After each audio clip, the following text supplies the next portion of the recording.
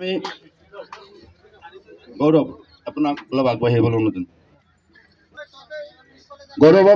গৌৰৱৰ খেল চাই ৰাইজে কেনেকুৱা পাইছে? চাওক, আপুনি সুন্দৰ শতৰান কৰিব পাৰিছে। আপোনাৰ খেল চাই ৰাইজে বহুত ভাল পাইছে। যদিও খেলখন হাৰিছে, কিন্তু আপোনাক ৰাইজে বুকুৰ মাজত লৈ লৈছে।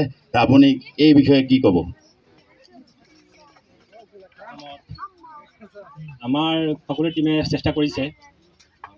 নিশ্চয় স্ক'ৰটো বেছি হৈ আছিলে, তথাপিও মই এজন ডাঙৰ ব্যক্তিৰ পৰা শুনিছিলোঁ যে আপুনি ক্ৰিকেট হয়, এটা বলত শেষ হ'ব পাৰে, এটা বলত মানে ক্ৰিকেট আহি যাব পাৰে, কিন্তু আপুনি যেতিয়ালৈকে চেষ্টা নকৰে তেতিয়ালৈকে মানে আপুনি হাৰা জিকা মানে আপোনাৰ হেৰি নাথাকে।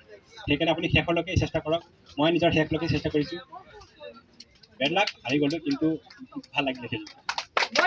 Thank you. আপোনাৰ 100% দিছে। আপুনি 100% দিছে। বেড লাক একো নাই, খেলত হাৰা জিকা থাকে। আৰু আপোনাক উজ্জ্বল ভৱিষ্যত কামনা কৰিছোঁ। আপোনাক লাষ্টত আৰু এটা সুধিব বিচাৰোঁ, আপুনি ইয়াত যিহেতু খেলিছে, এইটো কমিটিয়ে ইমান সুন্দৰকৈ আয়োজন কৰিছে, আপুনি কমিটিৰ হৈ বা